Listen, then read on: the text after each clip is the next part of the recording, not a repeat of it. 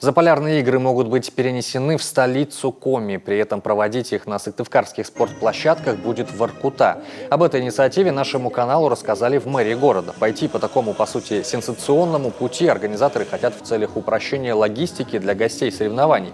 Тем самым команд удастся привлечь гораздо больше. Хотя в этом году участников было, надо отметить, немало – 1200 спортсменов из 35 городов и районов Коми и России.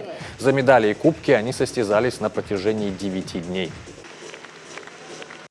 От имени главы Республики Коми Сергея Анатольевича Каприкова хочу поздравить вас всех с успешным проведением спартакиады и ее окончанием.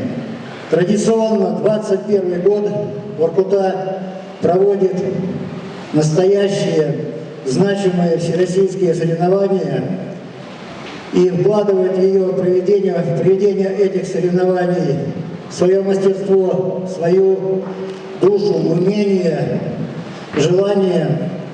Поэтому каждый раз, каждый год по окончании мы можем только констатировать: спартакиада удалась.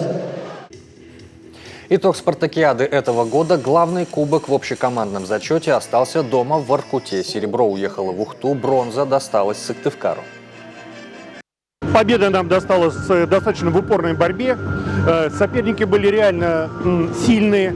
И, пожалуй, самым, для нас оказалось более простым вариантом то, что мы выставили во всех видах спорта своей командой. И по большому счету, за счет не из-за того, что мы слабее или они слабее. Нет, команды примерно одинакового уровня. Но у нас больше команд выставлялось по видам спорта. И, соответственно, будем так говорить, очков мы набрали больше.